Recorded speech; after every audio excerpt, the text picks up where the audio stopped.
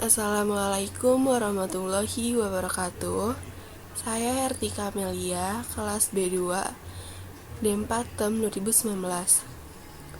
NIM P22 030 1190 15. Di sini saya akan menjelaskan apa itu interrupt, definisi dari interrupt atau interupsi.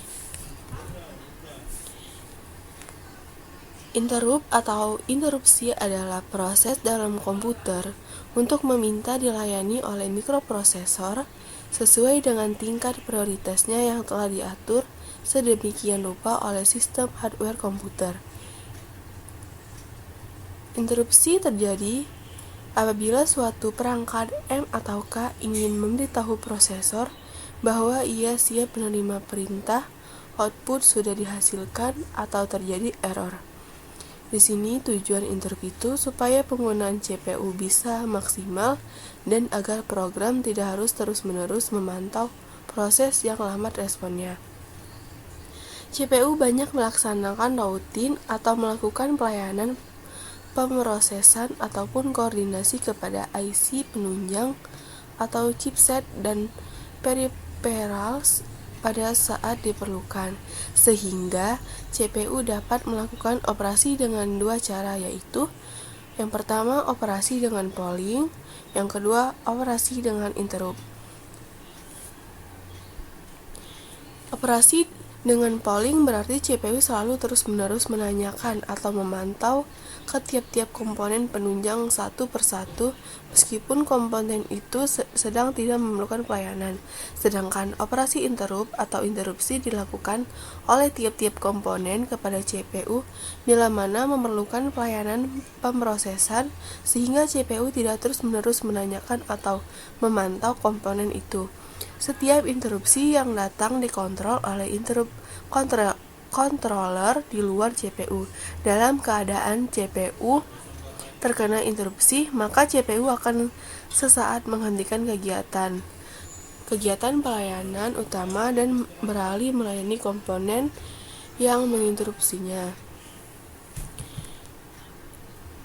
Ini proses interupsi. Yang pertama itu terjadi interupsi 1, 2, 3, dan 4.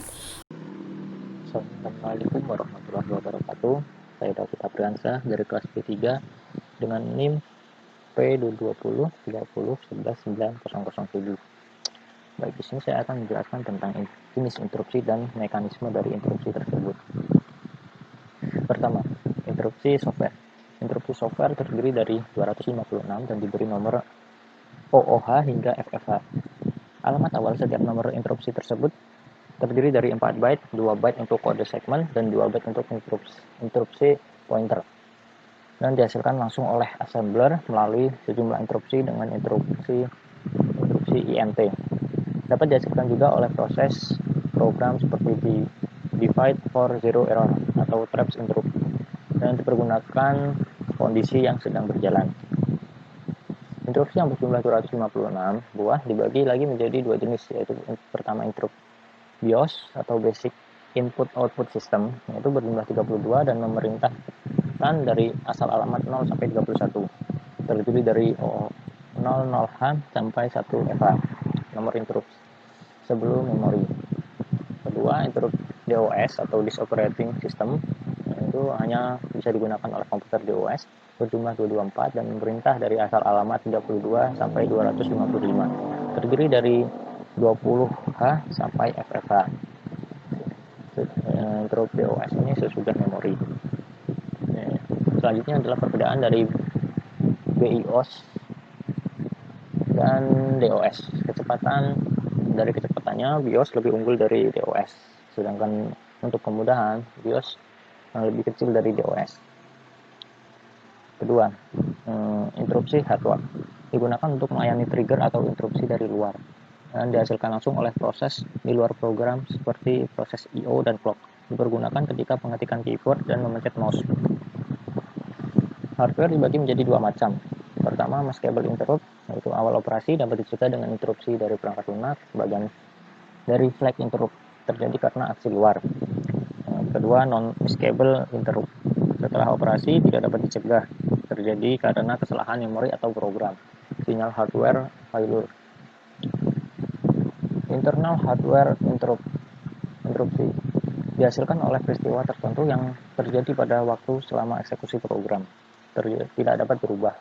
Contohnya external hardware interrupsi dihasilkan oleh perangkat luar seperti keyboard, mouse, tidak dikirim langsung ke CPU tetapi ke IC. Selanjutnya yaitu mekanisme interrupt software. Pertama, menyimpan, mencari, melompat. Setelah melompat dia akan mengeksekusi dan kembali lagi. Untuk mekanisme interrupt hardware, dia pertama menyimpan, lalu mengaktifkan, setelah itu membaca, mencari, melompat, mengeksekusi dan kembali. Sekian yang dapat saya sampaikan. Terima kasih. Macam-macam sinyal interupsi. Program, yaitu interupsi dibagikan dengan beberapa kondisi yang terjadi pada hasil eksekusi program. Contoh, arithmetica overflow. Timer, yaitu interupsi yang dibangkitkan perwaktuan dalam proses. I/O, yaitu sinyal interupsi yang dibangkitkan oleh modul I/O sehubungan pemberitahuan kondisi error dan penyelesaian suatu operasi. Hardware failure, yaitu interupsi yang dibangkitkan oleh kegagalan atau kesalahan paritas memori. 4. Teknik yang digunakan CPU. Terdapat bermacam teknik yang digunakan CPU dalam menangani program interupsi.